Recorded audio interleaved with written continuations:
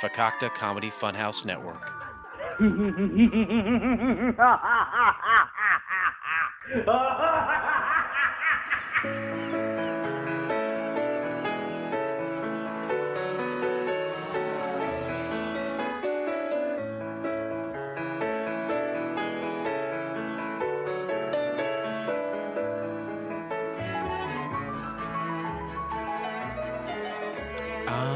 Yes. Welcome, all my friends, to Couch Pilots, the show that dares to fly into the unknown territory of awful television pilots of the past. My name is Jason, a.k.a. the Bottle Cap Kid, a.k.a. the Black Rat Snake.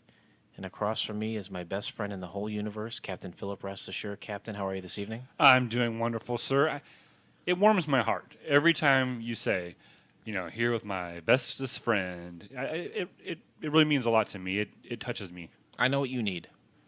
And I'm going to be the guy to give it to you. I appreciate it, my friend. Every time. So, hey, thanks for the springing for the chips and salsa. Hey, I would do anything for you. I know what you need. And I knew tonight you needed chips and also a variety of salsas.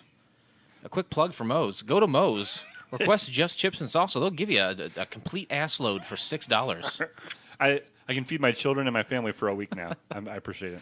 I know what you need. Part of me was like, do I give him $3? No, I don't want any money from you. Or do I just say thanks? I don't know. I want to watch you eat the chips. I want to see the joy envelope your face. That's what I want to see. Then you came to the right place. And all of you listeners today, all of our frequent flyers, you came to the right place for failed television pilots. We're so happy you're joining us. As I mentioned at the top of the show, my name is Jason, and I'm going to be one of your pilots this evening. I'm going to fly through the great blue ocean of the air, and I'm going to do it with no one else than Philip Restasher. Exactly. We are a team. Mm-hmm. We've been a team for almost 40 episodes. Right. And we will continue to be a team until one of us dies. Which hopefully will be sooner than later. I hope so. This life has got to end, right? I would hope so. It's taken forever. It is. It's not going well. So you told me you had a story about DSJ, our Tarmac John, the guy who works on our tarmac. Yeah. The other day, I got a call from the International Tarmac Association. Okay. And they requested some information about Tarmac John. And it didn't seem like he was in trouble or anything. They just, asking about his performance. Sure. And asking about, if he's saved our lives at all. And I was like, the times are countless. I think I filled out a similar form a couple months ago, and it was like tarmac license renewal. Similar to the renewal you had a few weeks back. So, yeah, I hear what you're saying. And that's how they got my number, is from you filling out the form. Right. And I guess yours was like step one of the process. Mm-hmm. And then calling me was step two of the process. But come to find out, he got a plaque in the mail the other day for being Tarmac Employee of the Year. Wow. Yes. And so there's an award for everything. Right. And I was dumbfounded. Right. Because of all the tarmac workers in the world. Like if it was just like a regional award, that'd be great. That'd be great. That'd still be good. Right. I mean, you should be happy with that. We would be happy with that. We'd probably give him a raise. Yeah. But now, this is international. This is like all the tarmac workers in Taiwan, all of them in Australia. He's better than all of them. And there's got to be more countries beyond those two. None come to mind, honestly, right now, but there have to be more countries Iceland. than just... Yep, that checks out. That's it for you? Yeah, that's all I got. I want to say Bulgaria. Bulgaria. The gay area? So, yeah, out in Balls in the gay area. No, so it's a huge honor, and we would like to take a moment to congratulate Tarmac John on doing such an outstanding... I asked him, I said, do you want to come on the flight, and get in front of the microphone? He's earned it. He's like, nope, he's not interested in that at all. There's a guy who knows his place. Did he earn a flight with us by winning that award? You betcha. Would it be his best use of his skill set? Probably not. And he knows that. Oh, yeah. He's like, if I'm in the plane with them as they take off and land, something bad can happen. He's like, I am going to serve my friends the best way possible, and I'm going to be right there on that blacktop in my Chucks, waving Great those Chucks. yellow cones. Yeah, great Chucks. And I don't know if you ever noticed this, but the the carpet match that matches the drapes. He's got those bright orange chucks on. They match the golden cones that he's waving over his head. And I got to ask you too, because I didn't even know this award existed until a few moments ago. But now that I know that it does he have? Is there anything else that comes with the plaque? Does any kind of financial benefit or gift cards? Anything else? No, there is a trip, a free trip. Okay. And I don't know if it's. I think it's like he can take a cruise, a Canadian cruise, like a whale watching cruise. Oh, great. Or he can go to Australia to a shark expedition. Canada, another country. I knew it. Yes. I knew I was missing one. And then the shark expedition where they put you in that cage and they lower you in. Right. And I think there was another one, but he hadn't decided yet what he wants to do. So I mean, there's no raise or anything. I mean, I don't know what we can do to. I mean, he's already making six figures. He's gonna add that award to his resume, understandably so. He's probably gonna request a raise, rightfully so. He's well within his rights to do that, and I would be hard pressed to tell him no. Well, I told him if he wanted any kind of compensation or raise, he would have to submit it in writing. So I haven't gotten anything yet. So we'll just wait. If he has to fill out a form or anything like that, I'm sure you won't get it. Why? Because he's left-handed, and he has not found a pen that has fit his left hand properly. It's true. To my knowledge, that's how I understand. That's how I interpret it anyway. Anyway, congratulations to Tarmac John. Yeah, absolutely. Round of applause. You absolutely earned it. We love you. And you're out there, and we can say whatever we want about Tarmac John week after week and how great of a job he's doing. This award is proving it. I hear it. I hear the feedback too. Oh, no. Whoa. Oh, my Lord. Fixed it. And who's to say Tarmac John wasn't directly responsible for fixing that either? Right. Incredible. He showed me. He said, just if you hear a hiss, push the orange button down. Just like that. Well, he is stuck on that color orange, isn't he? Ladies and gentlemen, the captains have turned on the fasten seatbelt sign. All right. Fasten the seatbelts. Yep. We're taking off. We're getting ready for the takeoff. Everyone get aboard, put your crap in the overhead compartment, sit down, and wait for further instructions. Shut your mouth. Yeah, well, yeah. Wait till it's an adult-only flight before we start talking like that. Okay. Are there kids on this flight? If it were up to me, there'd be no kids anywhere ever. So what is this show about? Captain Rest Assure and I have each taken a solemn oath that will forever bind us, not only to the wide-open spaces of this Earth's atmosphere, but also with television pilots that only had one episode. These failed pilots may be gone, but they are not for... okay. They're most definitely forgotten. Right, That's right. What but the more reason to shine the blinding light on them that only couch pilots can bring. So sit back, relax, and enjoy the flight. Do it. This is a painstaking process. We punish ourselves, our brains and our eyes, so you don't have to. And then we give you the audio enjoyment of hearing about them. Yep. So it's one of those things like we walk over the hot coals. We Bruce Willis, John McClane take off our socks and we walk over that broken glass in that tower. Right, I'm fine with it. I'm honored. We're narrowing in on 40 episodes, and there was a time in my life where I got up in the morning, I looked in the mirror, and every day I said, I hate what I see. I hate what I see. I truly hate myself. And now I get up, and while I still think that, now I can say I'm going to punish myself for what I deserve, but there's going to be some sort of benefit. Someone will benefit by my punishment. Sure. Someone's day is going to be better. Right. Out of our 6 listeners... Oh, it's gone down. One of those listeners... Oh, boy. One of those listeners will have a better day. Hold on, folks. So what are we discussing today? Today we discussed the pilot episode of Constant Payne from the year of our Lord 2001. Great year. It was a very good year. Arguably one of the best years in this country's history. Sure was. I mean, who's going to argue that? What are some of the highlights? We don't have a call-in number, so nobody can argue with us. It's not live. Nobody can argue with us. And then I'll be damned if we're going to get some fan feedback. So, 2001, a year most of us will never forget. 2001 becomes known as the Summer of the Shark after a number of shark attack fatalities. Ooh. What do you think? What do you contribute that to? The warming, Earth warming. It's warming the water, and so they're getting closer to the shores, looking for food. That's the way I watch Shark Week, and that's what it tells me. Everyone is food. Every living thing is food. Yeah, exactly. You're a fucking shark. You know, I have a betta fish on my counter at home. I take the top off to feed it. Not my personal top off. I stay fully clothed. Right. But I throw in a little fish pellet, and he kind of looks at it and he goes, eh. But if I get those flightless fruit flies and I throw it in there, and that thing struggles on the water, it sends those waves, that fish wants that. He wants to eat something alive. Yep. Everything wants to eat something. It's part of the hunter. Yeah, the circle of life. Yeah. The thrill of the kill. Right? Yeah. Sharks are no different. There's tons of people I want to kill. Yeah. And would it be thrilling for you to do so? In the moment, probably. Afterwards, it'd be a lot of, what have I done? How do I escape the clutches of this big, huge, masculine man in prison?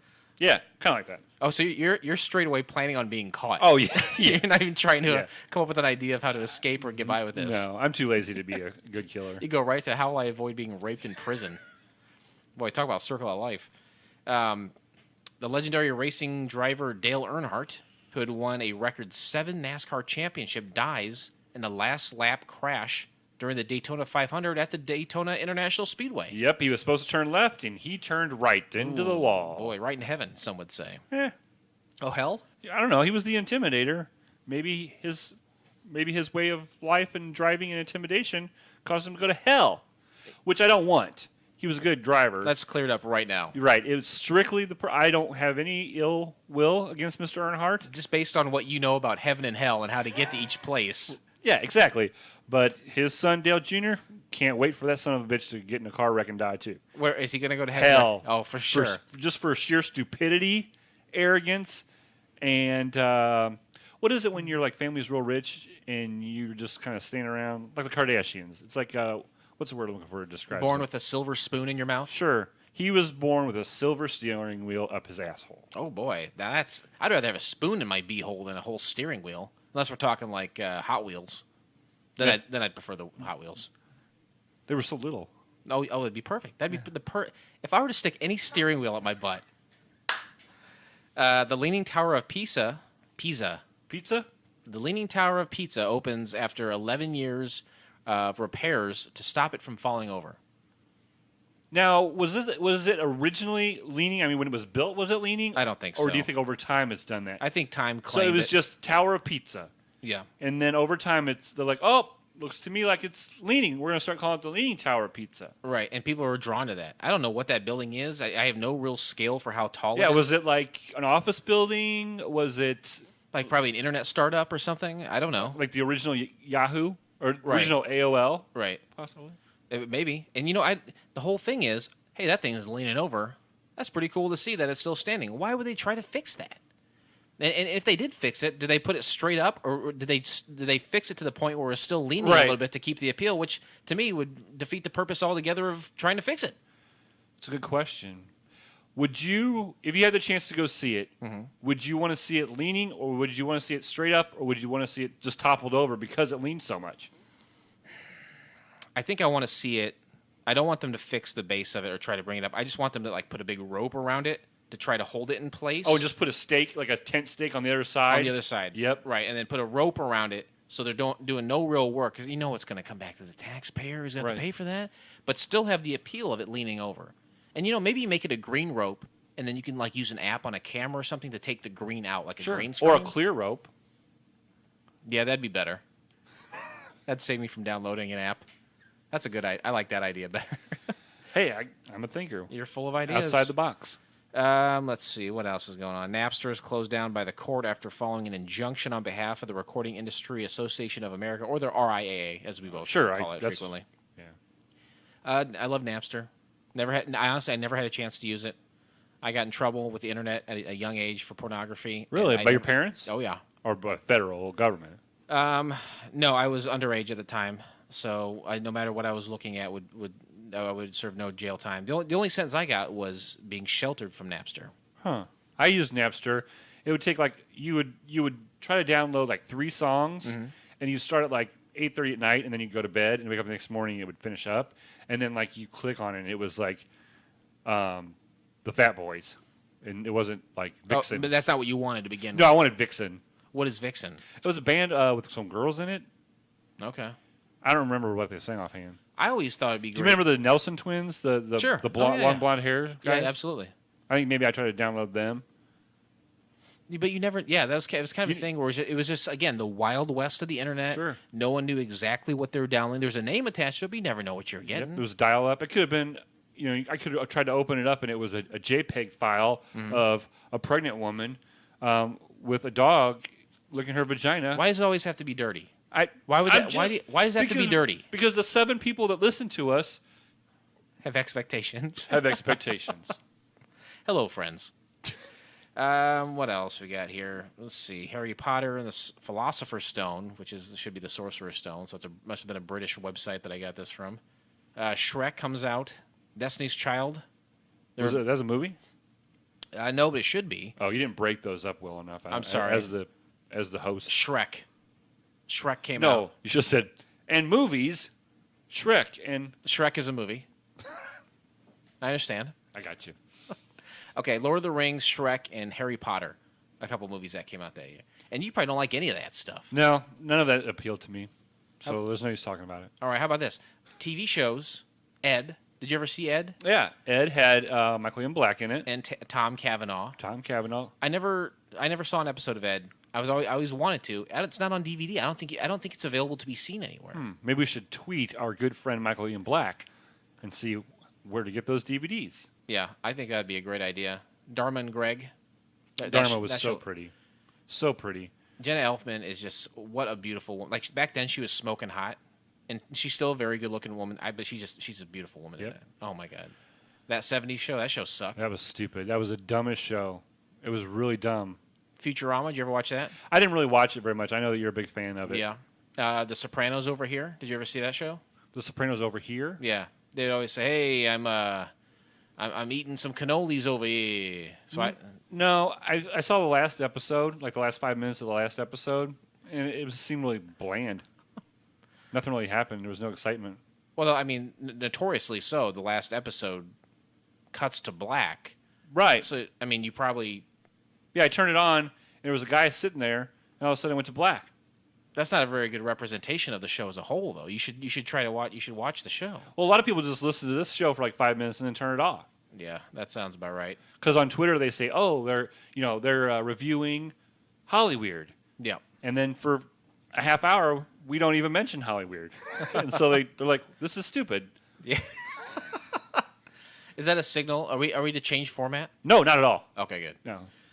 All right. Well, enough of that. And honestly, we mentioned a lot of stuff that happened in 2001. That's about it. That is really about it. I can't believe so much happened that year. It was a good year for the Roses. Right. But I can't think of anything else important that happened. Me neither. How old were you compared to when that was released? Now, last time you fucked me on this, I was 26. Okay. Now, see, I was 26, too, so you couldn't have been. No, you were 20. I was 20. That's right. You couldn't legally drink yet, and I was already an alcoholic. I didn't care. I didn't even start drinking until way after that. I didn't even care about drinking. You just care about getting that poontang. That's all I cared about.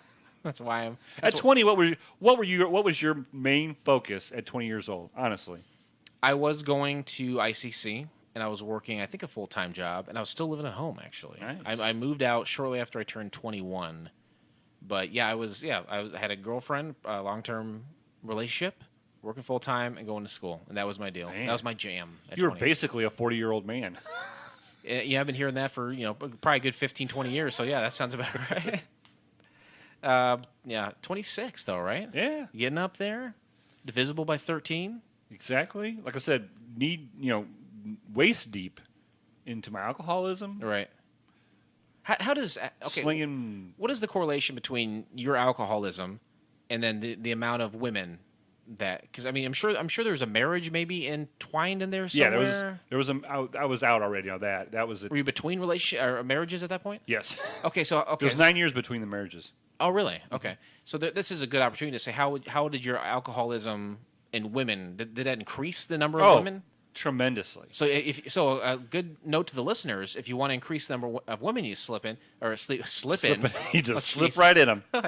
Whoop. Yeah, I mean, but the reason why the number was so high was because I was unable to function and have a real relationship or have feelings or care about anybody except myself. You're describing me, and I'm not an alcoholic.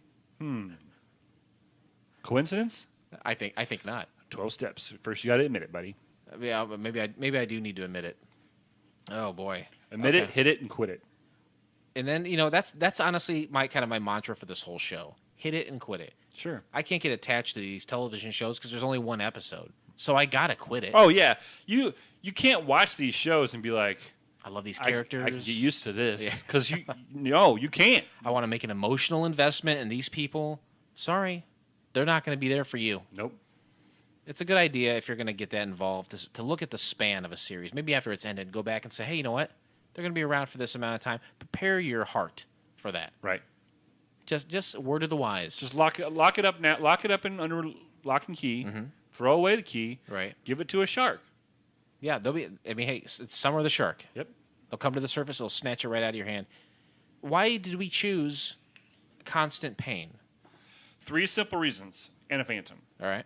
The Phantom it was in the aughts. And that's what we're doing right now. This is the 4th season of Couch Pilots, and we focus on a decade at a time, 10 episodes per decade, and right now we're in the aughts. And we had to find it. It had to be readily available. It had to be free because we have no budget. And it had to be a failed pilot, only one made. Right. Yeah, that's exactly right. Very good. And so you're probably at this point saying, you're right, I'm listening a half hour in, you're not talking anything about the show.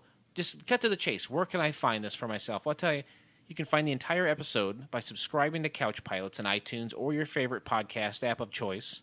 And then click on one of our classically blue links in our show notes, or if you must, you can go to, I think you can just go to YouTube. Yeah, that's the place to go. And I'm going to give you a little insight. The blue link that we were going to provide for this, it is an HD, high definition. Boy. This is a thrill for people who have been with us from episode 1, 2, when we watch crappy stuff that we can barely see or hear. This is going to be 10 minutes of HD quality. And not just like after 10 minutes it shuts off HD and goes to standard. This pilot is only 10 minutes. Right, yeah. So if you enjoy the show, but you're always hesitant to invest time into how bad some of these pilots are, invest your time into this because it's only 10 minutes. It's actually less than 10 minutes. With the credits, honestly, I think you can be in and out in 8 minutes. 9:41. Well, I mean, with the credits too. Before, like, if you didn't want to stop it at the credits, I think go on for like a minute and a half. A lot of people involved with that 9 minutes. Yeah, if you want to pay them tribute, I suppose. And I just want to quickly mention, I want to quickly touch on when I mentioned in our show notes, our blue links. So many different colored links out there. I don't want to dwell on this, but when you see our blue links attached to the Couch Pilots, you know it's a safe link. You know you can click on that without any kind of virus or spyware. You are safe with our blue links. Yep. So let me just go ahead and say that. And with that, let's take the plane off. Take off. Flight attendants, prepare for takeoff, please. Very excited here. I love taking off with you. I love taking off with you, buddy. I feel safe in your arms. And hey, you know what? You see John? He's got one golden cone, the plaque in the other hand. Yep, he's using the plaque reflecting the light. I was going to say, the sun's setting. It's kind of a perfect time to really... That was almost as bright as the golden cone that plaque was. Oh. What is this? What do we got? All right, we got somebody calling in on our Couch Pod's phone. Hello? Hello. Oh, hello. Who is this? This is Conrad. Oh, our good friend. Well, we guess we're going to... A frequent flyer, a listener, Conrad. I wouldn't say a friend because he's known to cause rifts. Hold on a second. Is this the same... That's interesting. Oh, okay. I see what's going on here. This is the Conrad who's been dropping us all the fan feedback from California? Yeah. Hey, Conrad. How you doing? I'm doing great. How are you? We'll see in a second here, I think. Conrad, okay. how did you get the private number to the jet? I have the internet. Oh, that's true. Did you put the number out on the internet? I did put the number out on the internet. Put it and I also posted it in an ad in 37 tattoo magazines. Oh, and Conrad did your tattoos, right? Yeah. I see. The phone number is a matter of public record. That's true. At this point. That's interesting. So, Conrad, you've been listening. You're one of our 6 listeners that we have. What do you think about this thing we're doing, this podcast? I think it's very informative. Lot of facts. We pride ourselves on our I like facts. That. I collect them. They're, you guys are pretty interesting. Whoa. Ooh. Now, do you collect our facts like trading cards and trade them with other frequent flyers? I do. I laminate them. I write them on 3x5 cards, and then I laminate them. And I mean, it's pretty much me putting them in one pocket from my other pocket and considering it a trade. That's a good method. Oh, so you trade amongst yourself? Oh, well, I don't want to lose any good ones. Right, yeah. Now, you can... You know what you could probably do, because I know as a tattoo artist, I mean, you're just scraping by it. You're barely making any cash because nobody gets tattoos anymore nowadays, right? No, it's 2016. Right. But you can just set up a booth at like a Comic-Con, and you can start selling the laminated facts. Wow, good idea. You know what? That's an idea. Very interesting idea. Now, I know from talking to you, and we've known each other a long time, but on Facebook and such, you don't follow the one main rule that we have. We love having you as a listener. Don't get me wrong. We love having you on. I can't fault them that. We know that when we push record, at least one person, and that's you, is going to listen, and we commend you for that. But we've got to kind of talk about this rule that you keep breaking, the interesting fact rule. Now, do we need to clarify it for you, or do you have trouble with it, or you just don't give a rat's ass what the rule is? I don't really live by the rules. Ah, I see. A true tattoo artist. Yeah, and again, I can't. I do what I want. Yeah? Yeah. I do what I want when I'm allowed to. Because you're married. Yeah. Well, I will say this: we haven't, thankfully, this is all fairly moot because we have not entered our interesting facts section of the show. So I don't know if you have a minute, Conrad. Do you want to stick around for some of our the interesting facts section of the show? I would love to hear these facts. Great. Okay. Well, I don't know if you know, but we watched a show called Constant Payne, and it was on the Nickelodeon channel. But before we enter the interesting facts section, we're going to talk about the summary of the pilot. So just to kind of pump the prime, Blake and I have already watched it, but this hasn't been released yet, obviously. So a lot of people don't know about it yet, but you kind of got an inside track. So let's do a summary of the pilot real quick. It sounds good to me. I actually watched it with my son this afternoon. Oh, did you now? Oh, perfect. You really are on the inside track. He's a frequent flyer gold member. Okay. Well, that explains everything then. Perfect. Throughout history, when ordinary people find themselves under the shadow of evil, the Payne family has answered the call of duty. Now Amanda Payne, the youngest of the next generation of the Payne family, is coming of age and preparing to inherit this awesome mantle of responsibility. Conrad, what do you think of that summary? Does it sound right? You know what? I feel a lot better now that I know that's what the show was about. So yeah, he's right. Now that I've heard that, it sounds pretty accurate. Yeah. All right. So we just want to make sure that we're coasting in here. We're getting ready for the interesting facts section. Now, again, Conrad, I know you know the rule, but I got to go over it with you because of all the listeners, if you don't mind. Oh man. Okay, so this is the interesting facts section. Jason has scoured the internet and has found a number of facts dealing with Constant Payne, and he's going to read us those facts.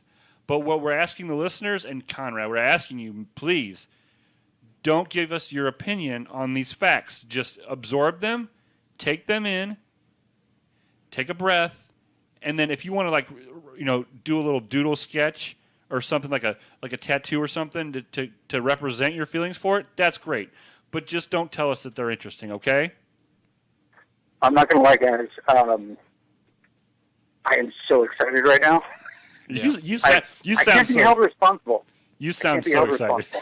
And I will say, part of the burden lies on us because again, we judge the facts just like in golf. We play them as they lie, but to some degree, we know how interesting they're going to be. So, to some degree, we do take responsibility, knowing that Conrad is about to hear some fairly impactful facts, and I don't want them. It's not fair for him to try to hold it in, but it is what we ask of our listeners. Okay. So let's go ahead and read a few here. This pilot was never greenlit for a TV series for two reasons. The first is that it was meant to have aired in the fall of 2001. However, after the 9/11 incident, TV networks were sensitive in airing shows and movies that reference aircrafts crashing into a building. so Nickelodeon canned the proposal for a TV series made based off of this pilot. The second reason it was canceled is because the creator, Micah Wright, was suspected of spearheading a plan to unionize the Nickelodeon writing staff, which Nickelodeon didn't approve of, so they shelved the series as punishment. Wow. There it is. There one whole fact. All right, Conrad, how are you feeling right now? You good? Well, I'm not going to lie. That's pretty interesting. Oh, God damn it! I'm sorry, guys. It's the way I feel. I'm a passenger. I'm not a pilot. Right. Because we went to school. I'm not a pilot. We went to school for that. Oh, man. We know. Mind is blown. Right. Mind is blown. Well, Conrad, I think before we go on to any more, because like I said, your mind is blown. We love having you. We're very, very happy to have you as part of the Frequent Flyer program. You've got thousands and thousands. Wait, is this still part of the interesting facts segment? I've got one more fact here in a second. Can you handle one more? I'll try and keep it together. Okay. All right. Had this aired on Nickelodeon back in the fall of 2001, it would have been the first anime-based, action-oriented cartoon in its history, as well as the first anime-based Nicktoon. Oh, you shut your mouth. Wow. Whoa. Wow. Man. I know the kind of feelings that these facts can evoke. And I know you know not to put any kind of qualifiers with them, but you're doing it, and you're really testing the limits of my patience right now, Conrad. I know we appreciate you as a frequent flyer, but I don't know why it's like you want to punish us, even though it's obvious that you love us. I'm just going to say, I'm in trading card heaven right now. Do you know what I can do with all these facts? What are you going to do with them? Well, I'm going to write them on cards and then laminate them. And then put them in your pocket. Yeah. For safekeeping. Maybe I'll send some to you guys. Doubles, of course. Oh, yeah. Comments. We'll take the comments, please. Yeah, definitely the comments. Conrad, we're going to have to let you go. We got to really pay attention to the flight. But real quick, you say you watched it with your son, which is great. Spent some quality time with your kids. That's wonderful. Thank you for incorporating Couch Pilots into your family's life. Yes, thank you very much. It's become part of my daily routine, honestly, guys. Awesome. Well, real quick, what was your rating, 1 to 7? Oh, I'm going to give it a 3. Okay. All right, Conrad. Thank you. My son would have given it an 8, though. Oh yeah. Oh, nice. Well, we'll take just a heads up. We'll take the son and then yours and the Holy Ghost. So we'll say you gave it a 5. How's that? That's fine by me. All right, buddy. Hey, thank you for calling in. We got to get this plane back onto the right latitude and longitude. But thank you very much for the time, man. I appreciate it. Thanks, Conrad. Thank you, guys. It's been a great flight. Take care. Thanks. Bye. Wow. Nobody's ever used that number before. Yeah, just like the donate button on the FCF Network website, I thought it was getting a little dusty. Right. I was like, why did I make that number? Just like why did I make that donate button? Nobody ever touches it. I didn't know that was a phone. I heard the buzzing and I saw kind of the vibration, and I didn't realize, because it's one of those old style, like 1970s Air Force One style telephones. Incredible. Well, I thank Conrad profusely for calling the number, for spending his time and his thoughts on this pilot. But at the same time, I don't know why he does that. I think he's toying with us. Like I said, he is a tattoo artist. He's a bad boy, and I think he lives by his own rules. He has his own credo. Yesterday, as a matter of fact, I was wearing a Folsom Inc. T-shirt around the town. Yeah. Giving some free advertisement for him, and it's ironic that he called us. But I think maybe we should take a flight to Folsom. Sure. And go see the prison, obviously. I was just going to ask. So that's where the prison was. Yeah. It was. Now, he was a tattoo artist. Did he famously Johnny Cash sang at Folsom? Right. Did he ever tattoo Johnny Cash? No, I don't know. He did not. Bummer. But he tattooed me, which is like really super close. That's about as close to like you are the modern day equivalent to Johnny Cash. So maybe I'll talk to him afterwards. But maybe if we fly out there on a flight, maybe we can get some free tattoos. We should get some Couch Pilots logo tattoos on our foreheads. You want to do it? I was going to do it like right above my nipple. Can we incorporate the nipple somehow? Like tattoo the nipple on the forehead? Yeah, can we tattoo our nipples on our Oh, foreheads? you mean incorporate it in the design? I'm sure That'll work He's too. He's the amazing artist. He's the one that did my my IBWIP urinal. Yeah, that's very good on your leg, right? Do you think anyone's ever had like a third nipple tattooed onto them? I don't know. We should. God damn, we should ask him. Oh, Hey. and we only receive calls on that too. We can't call out. Right. Hey, have you ever thought about getting your inside your lip tattooed? Every day. Every day I think Like about if that. we get a C and a P.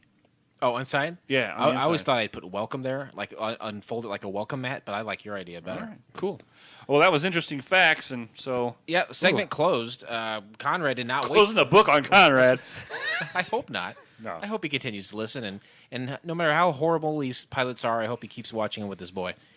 Now, let's break down the pilot of Constant Payne. This is in and done quick. Right. Boom, boom, boom. Yeah, this is only 9.5 minutes, and we're going to talk about 15 and 25 about it. About it. We'll go. Hopefully, we'll go a little quicker than that. It begins right away with an action-packed intro. You have explosions, Mm-hmm. big, huge plane kind of things, people punching each other. Kind of like bold colors sweeping back and forth, kind of stylized outlines of people doing action, receiving action. Oh, yeah. But not the kind you think. I mean, this is like fighting stuff. It's not like Let's be very clear. This because is for Nickelodeon. right, Conrad's son watched this. We don't want him to, people think he's like a horrible father letting his kid watch anime porn. They were in physical aggression. Yeah, I don't think we have any pilots for I almost said animal porn, but anime porn for next season. So we'll get into that at a later date. But it was very quick, and it was very action oriented, in which I enjoyed. And it kind of sets up the main characters. And to me, in my mind, there are really only two main characters. Right. There's Amanda Payne, the 13 or 14-year-old young girl, and her father. I believe his name was Alex Payne. Yes. And he's Doc Payne, Dr. Payne, Dr. Dr. Payne. Now, when you were watching this, did you kind of see a similarity between Dr. Payne and his daughter and you and your daughter? Yeah, I mean, Dr. Payne and I have a very, okay, just to set the scene so people know, roughly, I bet he's about 6'4". I bet he weighs 240.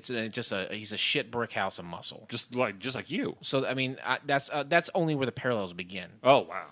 And you got a young daughter that's sassy, just like my daughter. And he's got just streaks of color in his hair. He invents crazy inventions. So, I mean, almost, I feel like Micah Wright, the creator of Constant Payne, just ripped a page right out of my life. Wow. I It's don't know. amazing. And it makes you, absorb yourself into the show, knowing that it was so close to you. I was looking at that feeling, like, I don't remember living this. Right. And it was a cartoon. Right. Now, the first scene is she's going to figure out what she's going to wear to school, and she goes up to the computer, and the computer's showing her all the different, the tops and the bottoms that she could match up. She matches them up because there's like a hologram that shows what she would look like. With Right. it. Pushes the button. Boop, boop. Look at that. It reminds me of Clueless. Do you remember that? Dress for Beginning Six. Yes. At Clueless, she had that huge thing. She had a computer program with doing something similar. And right before the scene where she gets dressed, it kind of pans over a city. And it's a very futuristic city. It doesn't give a city name. It's not like, oh, this is a futuristic New York. It's just, hey, this is where we are. Kind of rounded deco-style buildings, but it's obviously very tall, very ultra-modern. Spaceships kind of flying. Yeah, absolutely. And when they come in, the song isn't Cantaloupe by Us Three. And I remember you had said you weren't familiar with that song. No. It's kind of a very jazzy song that was popular in the early 90s. It had like kind of a lot of jazzy music in there. Do you remember that? No. No? Okay. Oh, from the episode? Yeah, I Right, thought you yeah. meant the Cantaloupe song. I don't remember that. Yep. So, she's getting ready, and she goes downstairs and says, hey, Dad, I want to be late for school. Let's go. Every kid wants to get to school, doesn't want to be late for school. Every kid her age, 13, wants an education. Chomping at the bit. I don't want to be tardy. Don't give me no tardies. And he's working on something, and she kind of interrupts it, and his arm gets frozen with this pink stuff, and he breaks it off because he's just a wall of muscle. Sure. Boom, smash. And then he throws her the keys, and she's like, hey, I'm driving? He says, you're not driving. We'll go warm up the vehicle. Can you describe this vehicle they're in? It's like a spaceship, hot air balloon, pirate ship kind of thing. It's Very very futuristic, futuristic, but then it has a very steampunkish maybe. Yeah, and I think steampunk is kind of like saying it's like 1920s to 1940s era style. Again, kind of that deco, a lot of round, smooth, but then also infused with futuristic technology. Gears and And like the big hot air balloons, like you said. A lot of these vehicles like open up and have like big hot air balloons. Like, why? If you have a jet, why do you need a air balloon? Like, I can go really fast to where I want to be, or push the button and I can take my time. Led Zeppelin all the way. I don't get it. So they get in the vehicle and they're on their way, and all of a sudden a dude falls out of the sky. He looks like a kind of a classic sailor with the striped shirt and the mustache and the hat. Little hat. Yeah. He lands right on their windshield. Boom. Out of nowhere, out of space, out of the sky. Then they look up and they see a ship. And they're like, what's going on here? Yeah, it's a big, huge, like, freighter ship is what it was. And this is how you know it's a kid's show. Because obviously they're hundreds of feet in the air. The guy falls on their windshield, and then he kind of falls off. But they show him land on something that wouldn't kill him. Right. So that's how you kind of know it's a kid show. If it's not, that guy's dead. Oh, yeah, squished like a... And he didn't cuss one time. He didn't be like, oh, shit. I would have said that and so much worse, like poop. Oh, doo-doo. I would have screamed doo-doo the whole way Holy down. darn it. Blood fart city. Don't get me started. Jeez, we gotta clean it up. You're right. I'm sorry, folks. So he falls down. He's safe, and then they're like, "Well, something's going on. There's an event happening." So they kind of go higher, and they come across, like you said, like this big, almost golden-colored ship, like a freight ship or something. Right. There was nothing fancy about it or anything like that. It wasn't like a cruise ship. It was obviously like a UPS van. But a ship. But massive. Massive. Really They get to the top, and what do they see up there? Like a bug ship or something? And they recognize the ship, too. Yeah, it's like that's Uncle Milton's ship. I'm like, Yep. What? Who's Uncle Milton? Yeah, and again, this is a quick pilot, and they throw a lot of information, and they don't explain everything. And honestly, with only 8-9 minutes, I don't expect them to. Right. But to me, they really held our attention because it is pretty much nonstop action from the beginning. Right, and you can tell like very early on, the relationship between the daughter and the father is very, very close because the mother is nowhere to be found. Oh yeah. That really took me at first. I was like, "Where's the mom? She should be helping her get ready for school." Well, he looked at the picture right before they left, and it was a picture of the three of them. Amanda, a little younger, and kind of at that moment, the mom is gone. R.I.P. R.I.P. Mom. Rip mom. Or spell it backwards. M-O-M? Yep. Okay, very good. So she's dead, and the two of them are again, very close. They kind of playfully barb each other a little bit. But when they get to the top there, and they recognize that plane, and it's their uncle. You said Milton, right? Yeah, it looks like a fly. Yeah, like it ship, does. It's like a fly. It has like wings and like a big black head on it. Yeah, it's a little compared to this freighter. It's real little. And they're like Uncle Milton's ship is attacking this thing, right? And immediately Alex Payne says, "You know what? I'm gonna take care of this. Yeah. This is my family. We take care of our own trash." And he jumps from this plane. Yeah, there's no like if we were to open the window of this ship right now, we'd all be dead. We'd be sucked out and destroyed. But in this cartoon, you can open windows, you can jump off of your plane and just land on another plane. Like he didn't just, he didn't bring the plane down, right on top of it and then jump out. And, he just said, we don't have time for us to land on this thing. No. I'm jumping off. We're probably 2.5 minutes into this episode at this point, and this is where the parallels between myself and Dr. Payne end. Because you won't find me jumping out of some, godforsaken steampunk ship. Thank no you. way. I wouldn't let you. If you try to jump out of this plane, it's not a steampunk plane. But if you were trying to jump out of this plane, I'd be like, no, Jason, you can't do that. Right. Conrad on the phone earlier made it very clear that he was not a pilot. He was just a passenger. Yeah. But you and I, we've taken the courses. We know that if someone tries to jump out, we stop them. We went to the Phoenix Online University, got our pilot's license. Yeah, you'd be hard up to find a better online school for pilots. Oh, Fitzgerald, right. NFL football player. He got his degree. Yeah. If it's good enough for him, it's good enough for us. Agreed. So Dr. Payne, he lands on the ship. He kind of they're holding a few people hostage. They're about ready to mess him up because they threw that guy off the plane. Right. They tossed him off. Instead, again, you don't want to see him shoot him or chop his head off or anything. They just throw him out into the abyss of land. Right.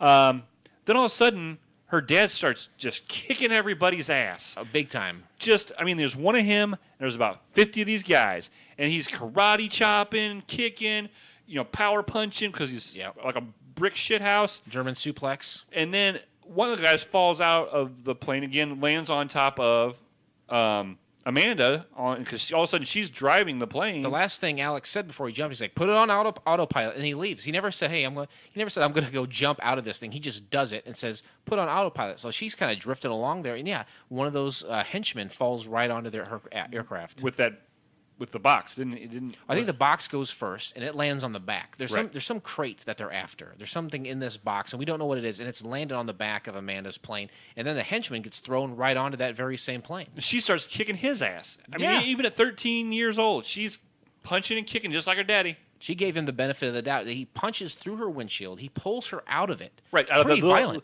He punches a little hole into the windshield and sucks her out of that little bitty hole. And she karate chops him off, and then she grabs him by the suspenders and brings him back. And then he tries to attack her again, and she says, "You know what? No." And she kicks him right off.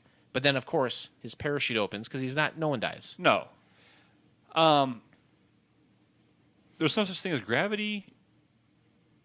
No. There's no. It's all just a big farce. At 13 years, it's amazing she can kick so much ass and not be scared. She wasn't shaken like most 13-year-old girls would be in the plane. What do I do now? And it's not like she just whipped her hands out there slap style. She took a practiced stance against this man. She took exactly. She was taking Krav Maga or something. And then Tim McGraw? She was taking Tim McGraw. Indian outlaw. Platinum. Back inside, Doc continues to whip ass throughout. And at this point, the parallels between myself and him end, but the parallels between him and another show that I enjoy called The Venture Brothers that was maybe still is on the Adult Swim network. It's a great adult show about. It's kind of a take on the Hardy Boys and kind of Johnny Quest, where you have this doctor, these two boys, and then they got a tough bodyguard, and he's a cussing, sex-having, mega ass kicker. Sounds a lot like me. Just sounds exactly like you, man. And that's what this guy is doing inside. He's kind of a culmination of these characters, and they're just whipping huge ass. And he's a smart dude too, so he creates stuff. And to me, I don't know if you said you've never seen Venture Brothers. Is that right? No, I have not. And you're not much of a cartoon guy, probably. No, not really. No. I find it a little childish. A little childish. I'm sorry. I enjoy Venture Brothers, and I think I watch a lot of anime porn. Does that count? I mean, yeah, I guess so. Okay. All right, cool. Any kind in particular you're into? You like the tentacle stuff? Yes, tentacle stuff all the way. Yeah. To me, it's an art form. Sure. It's not about manipulating myself while watching it. It's about watching it and appreciating the artistic endeavor.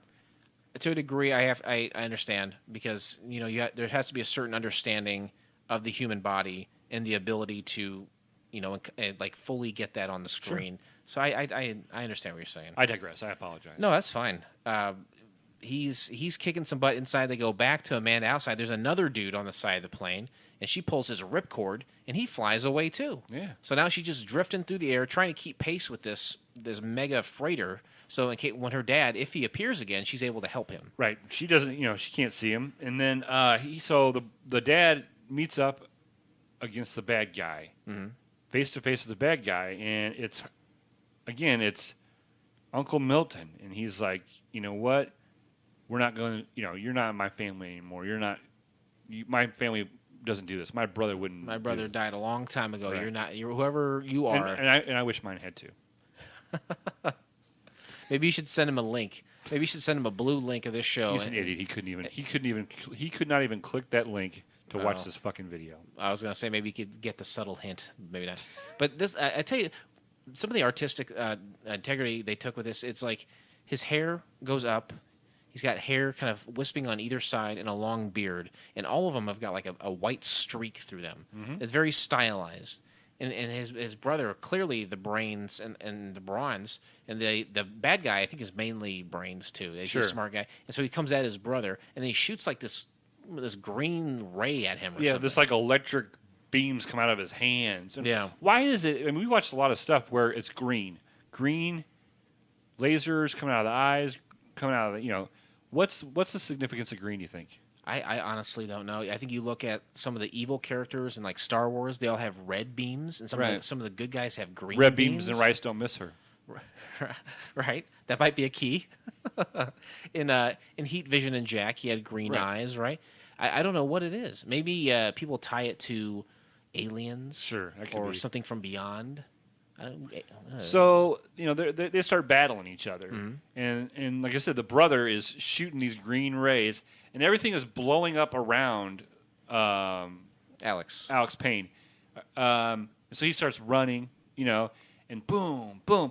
It just seemed like it was all these timed landmines, but actually it was his brother was flinging these green electrical currents. He had started this series like a domino effect. It's taken down the whole thing, and after he does that, a chute opens, and his brother falls out the bottom to safety. He falls out the bottom of the chute. Milton does, right.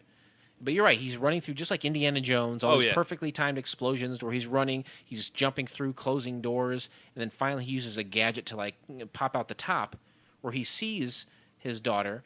But also over there, you got Uncle Milton who landed on the plane as well. Everyone's landed on Amanda's plane. It's like a plane magnet. Right. I wish our plane was like that, like a chick magnet. No, that'd be nice, wouldn't it? Just flying through the air, just girls raining out of the sky. What was that last part you did? What is that? When their vagina hits the windshield. Hey, you know what? That's exactly what I thought you were doing. Until this part, my grandma could have listened to it, but now, nope. Sorry, Gam Gam. So he sees his brother over there on top of Amanda's plane, and he smashes the crate. He gets whatever's in there that he wants, and then he flies away. Takes off. Yep. And there's a big, huge explosion of the freighter. The whole freighter explodes. Yep. And Amanda doesn't know if her dad is dead or alive because she didn't see him coming out. Right. All of a sudden, hops into the plane, all bruised up. His clothes are all tattered. He's got like a black eye. No third-degree burns. No, thankfully. And she's like, I'm going to be late to school. And Dad says, let's go. I don't want you to be late to school. Just like, she thought her dad was dead. Yeah, for like 3 seconds. And then all of a sudden went, so you know what? Life's fine. Complete 180. You know what? Give me to school now. I don't want to know what happened in there. I'm glad you're not dead, but you need to get me to school. Right. And so I got a biology test, and you're safe, and that's all that matters, but I got to go to biology. And that's exactly what they do. They land at school. She gets out, thanks him. He says, I'll be back at 3:30 to pick you up. She goes inside, sees some classmates, and she'll be like, you'll never believe what happened to me. Yeah. And the kid says, what, your dad saved the world again? And she's like, yeah, that, but I got to fly the plane. I got to fly the plane like a typical teenager. End of show. End of show. 9 minutes and 41 seconds, just like we did. End of show, but not the end of this show. Let's hear a quick promo from our boys over at, what do you want to hear, Loblo? You like those guys? Yeah. Yeah, I like them too. Are you sick of spoiled white people and Donald Trump bringing you the news you could care less about? Are you sick of trolling the interwebs for penis-related news only to end up flaccid? Do you lust for Florida only the way a mother lover can? Then look no further than Fakakta Comedy Funhouse's Low Blow podcast with Adam Z and Dave Rowan. Streaming live every week at lowblowpodcast.net and available for download Thursdays at fcfnetwork.com. Appropriately inappropriate. Oh! I think it's okay to announce this. Yeah. September 24th, the next FCF Network podcast marathon. It's official. It's official. And we, I was going to say it's for IBWIP, but I mean, we'll go into detail on IBWIP, so folks listen to that. But the challenge is on. The smack talking has begun. Oh, has it now? Oh, yeah. They're sending threatening pictures. I'll show this to you later. They're calling us out and doing the eye stuff. They're doing eye stuff? Yeah. They're pointing at their eyes and then... Yeah. I don't like that. Yeah. And so it's a friendly rivalry, but a rivalry nonetheless. That will win. Oh, I mean, we will dominate. With our eyes closed. Yeah, I don't do any eye stuff. I keep my eyes closed. I don't know what those homosexual guys do in Chicago. And also Dave's been flirting with me, so I think what his plan is. Well, Dave is legitimately the gay one. Sure. Okay. How's he been flirting with you? Eye stuff? Eye stuff, finger stuff, butt stuff. No, but telling me he's gonna manipulate me with his feet and stuff. Well, I truly am oblivious to all these That's IBWIP these stuff. comments and threats. We shouldn't worry about that. But I'll tell you what our listeners should worry about is if you're not subscribed to Low Blow Podcast. There's a show that comes out every week with a couple great funny guys out of the Chicago area, digging into just bizarre news stories and putting their own unique twist on it. Sure. What powerful personalities these guys have, and who better to describe some of the odd news stories of the days than these two? We're really good friends with them. It's just a friendly competition that we're going to win. That's right. I do also want to mention before we go on, too, another local podcast that we've talked about a little bit. It's called How Simp Sees It. It's a really cool podcast where they go and they review movies every week. They go live to the theater, and like clockwork, this show comes out. Check out How Simp Sees It, and we're going to put a link to their Kickstarter. These guys have been doing it for years now, and they're ready to upgrade. They've got a fan base, and they're ready to upgrade their studio, and you can help them out. They're right here in the Peoria area. And just another great local show, not necessarily part of the FCF network. Maybe someday, who knows? I love them, and they've been nice enough to promote us. But go check out their Kickstarter page. Go to Kickstarter.com and just type in the top of the page on the search "How Simp Sees It," and you too can. They have levels of prizes too. Oh wow! So, yeah, you can be on their show. If you donate enough, you can name their new studio.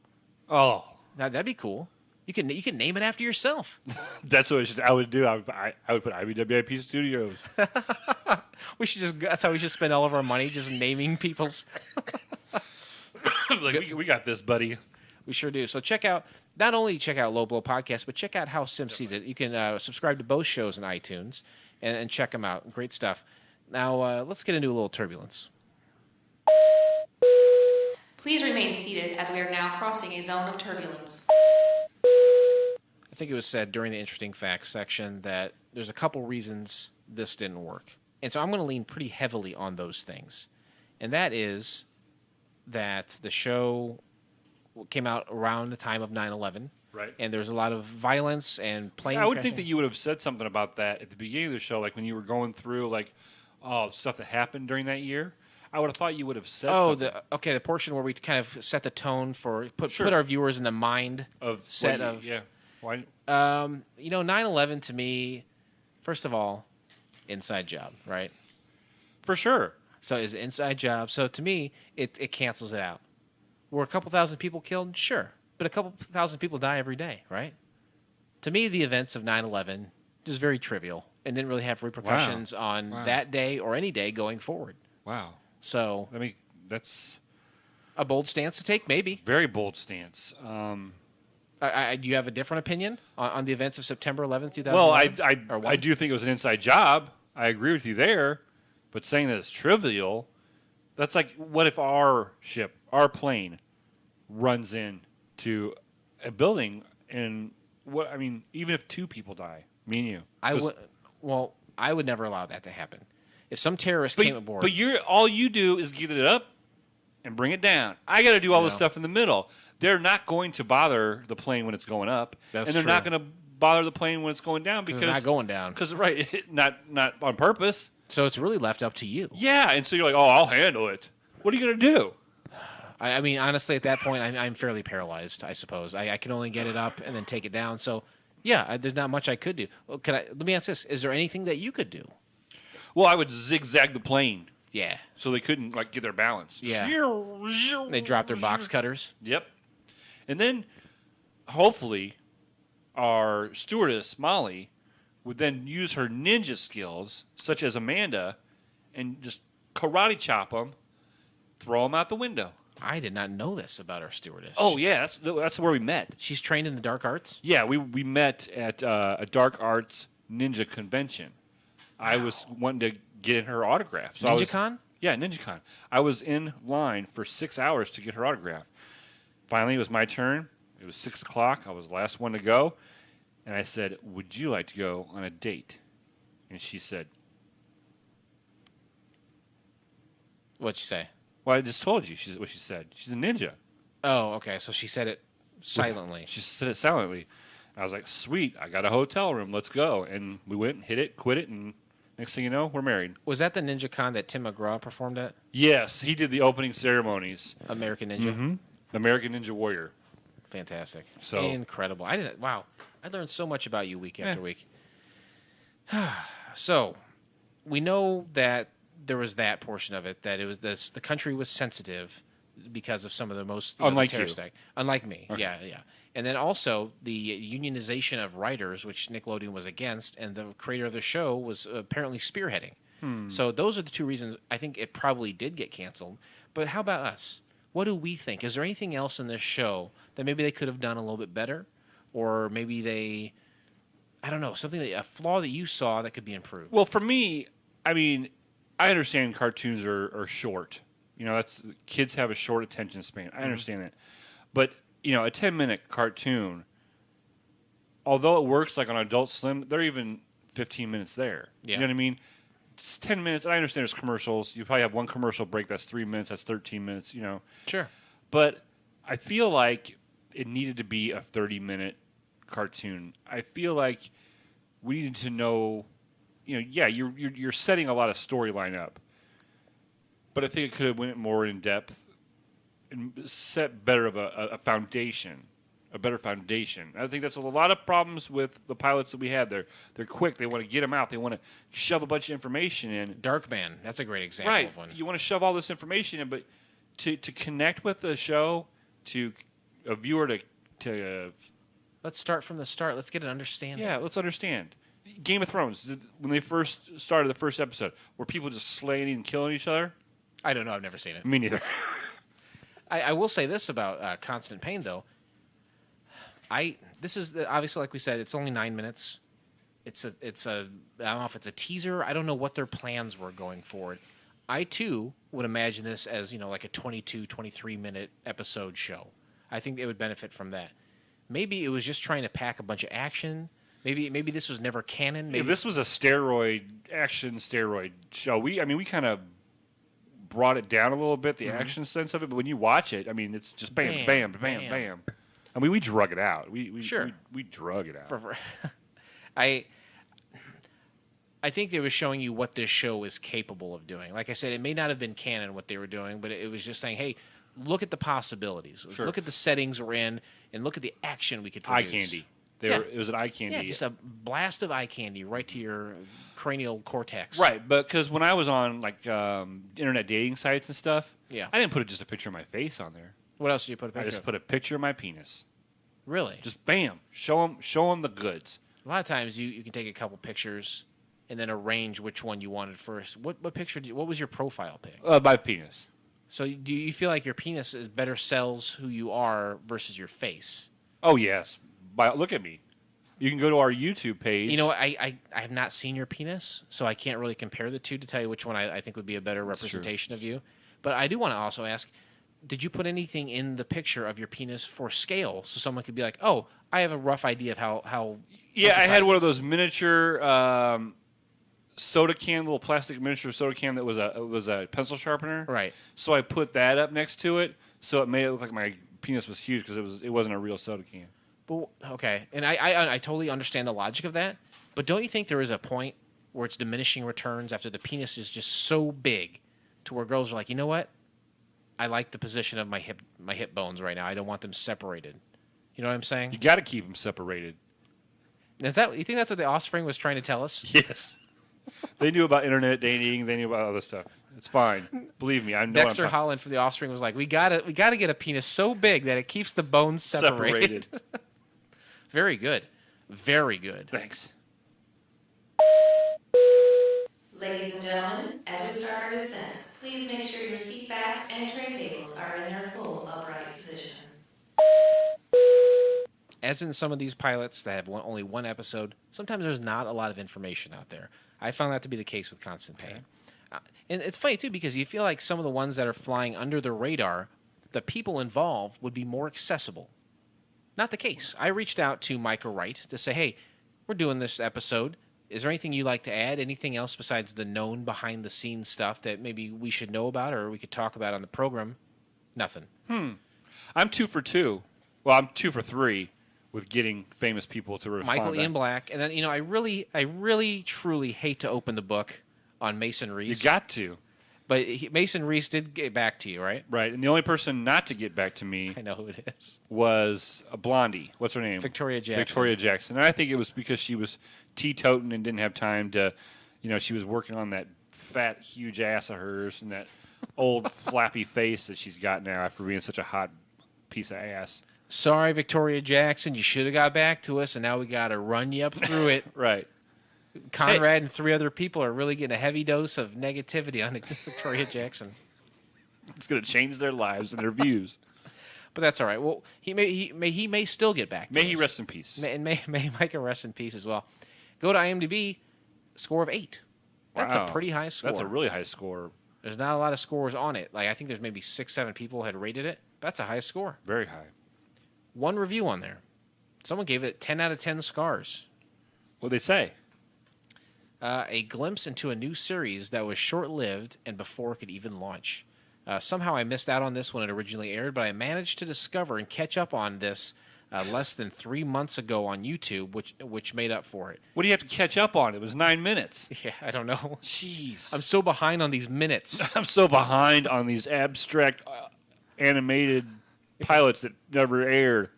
I'm so, and I just have to say, I'm really glad I did excavate this lost gem. I love it. They stole that from you. I really, yeah. I've talked at length about how we dig up these precious gems and minerals, and we, yeah. But that's okay. DeWalk 1 from Hialeah, Florida. None of those, I know Florida, but none of those other things seem like words. No, it's all just made up stuff. They don't want to know where you're from. Had this been expanded, it would have become another one of my favorites, not only of the Nicktoons, but also cartoons in general. One of the other genres, or one of the subgenres of this featurette, is known as steampunk, which I wasn't even aware of until reading about it on Wikipedia a while back, and now it's got me so captivated, I've actually been thinking about buying my first book in the subgenre eventually. Jeez. A lot of eventuallys, and I finally caught up on... You know what? Don't Walk 1 from What do you Hialeah, even Florida? do? Just put your... You didn't even spend enough time Just to do get it. a good screen name. God. Stop waiting around. Just pull the trigger on these things. Right. What is going on in your life? You're like, I got to bring it back. I'm going to put this on the shelf. I'm going to get to it at a later date. Yeah. What's going on in our life? Yeah. So I read through the rest of this, and he's kind of crapping on modern day Nicktoons, which again someday someone will look back as classic. It always is like that. But sure. he really likes the series, and I can't say that I blame him. But that was the only review that I saw out there. There's some forums where they talk about what we talked about concerning why it was canceled, but not a lot of reviews. We're finding a lot more reviews about the older shows that we watch than less and less of the newer shows we get to. That's weird. That's true. There's that, and honestly, I think some people probably put these reviews out there based on our rules of is it available, and I don't know how long this one's available for. But who knows? Maybe someday it'll grow in popularity. Maybe because of this episode it'll grow in popularity. Oh, most definitely. All 7 people are going to watch this, and the YouTube guy that has that YouTube page is be like, damn. Yeah, and you know what? You can thank the Couch Pilots. Couch Pilots, boom. Ladies and gentlemen, welcome to FCF Airport. Local time is 11:11, and the temperature is 69 degrees. For your safety and comfort, please remain seated with your seatbelt fastened until the captains turn off the fasten seatbelt sign. I grew up playing with Lincoln Logs at my grandparents' house. You ever play Lincoln Logs? Yeah, I used to stick them up my pee hole. Oh, my God. Okay, that's fine. We're just going to move past that. I'm not sure what... All right, okay, I'm sorry. Lincoln Logs. Yeah, Lincoln Logs. Free from any... Great to put up your pee hole. Now, you see, you went right back to it. Listen. I love when you get angry. I'm building a metaphor here. Okay. Meta milk boner. I'm building a Lincoln Log milk boner here. And action. First of all, you stick them up your pee. Oh, God damn it! What are you doing to me? You're changing me in some sort of Dr. Jekyll and Mr. Hyde Lincoln Log in my pee hole. What I was going to say is that this show is like building a Lincoln Log cabin. You got to set the base. You got to build it up. You got to create some windows. You got to put the rafters on there. We're building we're painting an entire picture for you here. And the last thing we do here is we look towards our system of rating. And it's the little chimney at the end. We just put the little wooden chimney at the top. And that's what we're about to do now. We're going to put the icing on the cake that is this log cabin with our ratings. All right, let's do it. It's a 1 through 7 rating. We take it from all the classic characters from the television show Wings. The 1 score is the worst one you can get. That relates to the character Roy Biggins, who's a big, fat piece of shit. We hate him. We hate him hard. Oh, God. You know what? If I had Mr. Schramm, who played him, if I had his address, I'd go up there. I'd beat him over the head with a wooden stick. I swear to God. I'd do an aluminum bat. Would you? Yeah. The way they treated those Hackett boys? Horrible. Those Hackett boys were good, homegrown fellas. Yep. Just trying to keep their airline afloat, make a living, have a nice aviator jacket, and getting some poontang. That's all they were trying to do. Agreed. And Roy Biggins is always trying to fuck it up. He was. And speaking of those Hackett boys, the top of the scale, a 7, the best you can have, Brian Hackett. The fun Hackett. The one who's not uptight and straight-laced and organized. The messy, silly, funny Hackett. Yeah, that's like us. Yeah, just a couple messy, silly guys. Hey. So now I turn to you, Blake. Using our wings scale, how would you rate Constant Payne? All right. On a prior recording, I gave this a very low score. Mm-hmm. But after having 2 weeks to think about it and watching it over again, right, I'm going to give it a 4. Give it a 4. I'm going to give it a 4. I'm not really into cartoons. There was a lot of action. It was well drawn. No bucks and blondes. No bucks and blondes. But if you watch it in HD, it's even better. I think that was a big thing. I watched it in HD. It was a lot better. I do think it was too short. I needed a little bit more. I'm going to give it a 4. That's what she said. What? That's what she said. What does that mean? It's too short. I need a little bit more. As it relates to penis size. Is that what they say to you? Because they don't say that to me. Yeah. Right. See, I made the mistake of putting an actual Coke can next to mine. One of the tall boy ones. I can just picture that. Are you picturing my penis next to a tall boy Coke? Thank you. Oh wait, hold on. I wanted to do something really cool for our video watchers on YouTube. Ask me to give my score for the score. And action. So Blake, I turn to you. And how do you rate, using our wings scale? How do you rate Constant Payne? Well, I rated a 4. Nice. Wow. Better than a Lincoln log up your urethra. Okay, and now I turn to myself, which is very difficult to do. Mostly in a small cockpit. There's not a lot of room. I got to really move fast. I like this. I liked Constant Payne. I don't think it was meant to be as short as it was. I think it was just a taste for the network to say, hey, suck on this. You're going to love it. Give us some more money so we can make this a little longer. That's what I think, and that's what she said. And I think I personally look at modern day cartoons and it's all computer animated. I love drawn cartoons. Part of the appeal of The Simpsons. You know, I grew up watching Bugs Bunny. I love Futurama. I'll watch Family Guy. That's a funny show. But I love the hand drawn cartoons. Right. That to me is an appeal. It's heavy on action. A lot of this stuff is kind of silliness. This is heavy on action. I give Constant Payne a 5. Wow. I give it a 5. All right. Well deserved. 4 and 5s. Yes, and with that, we close the book on Mason Reese forever, and also Constant Payne. But we're not done. Please join us next time when we watch the pilot episode of Lost in Oz. Here's a little something to wet your whistle. This is a new take on the fictional world of Oz as created by author L. Frank Baum, where a 20-something-year-old woman who leads a revolt against the powers that be in the mythical otherworld. You can find the entire episode by subscribing to Couch Pilots in iTunes or your favorite podcast app of choice, and then click on one of our classically blue links in our show notes, and you'll get the entire episode. We're not going to do you wrong. I can imagine a world where someone would give you part of an episode, or maybe another episode entirely. We would never do that to you. No, we're going to give you an hour and 20 minutes about we dissect these so much. Mm-hmm. We spent an hour and 20 minutes informing you about a 9-minute cartoon. Absolutely. I'm proud of it. We're proud to do it. Actually, to be honest with you, we spent 2 hours and 40 minutes because we recorded this once already and it didn't work. A little peek behind the curtain, which goes well with Oz. Ah, very good. And if you like that, and so it's so much more available on YouTube. If you don't want to subscribe to our show, which would be silly, you can search Lost in Oz pilot on there as well.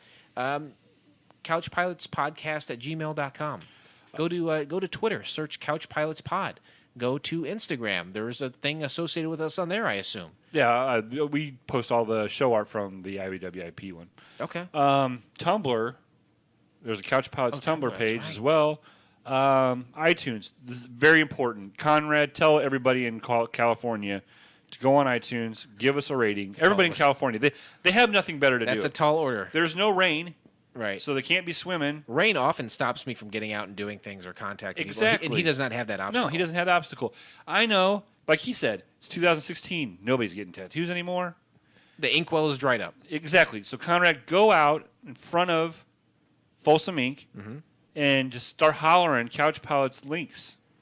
You know, HTTP // www. Whatever it is. Whatever we send you and you ultimately put on that sandwich board and then scream out.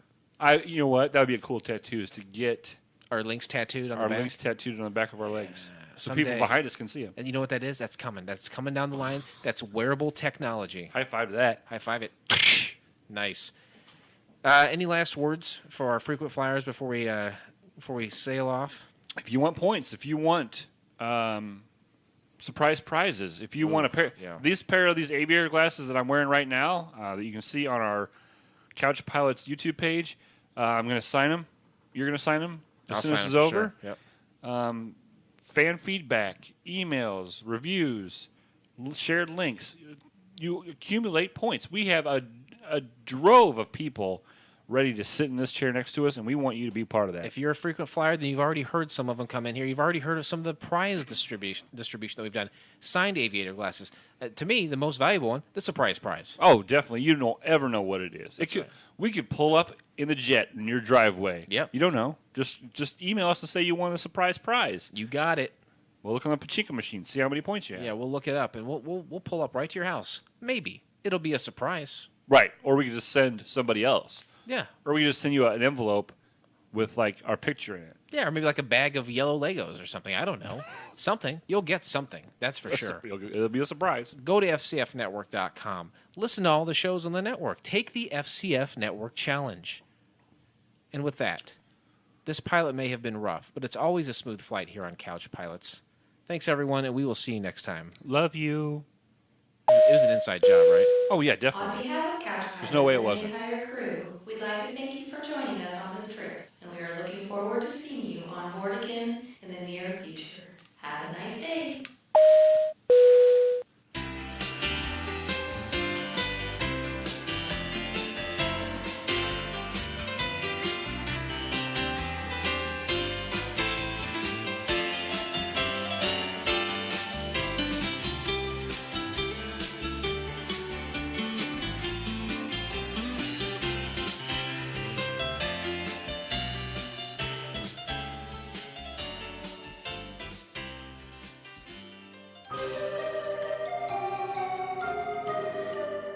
This has been a Fakakta Comedy Funhouse production, produced by Jason Tosher, executive produced by Blake Clayton. For more information and content, go to fcfnetwork.com.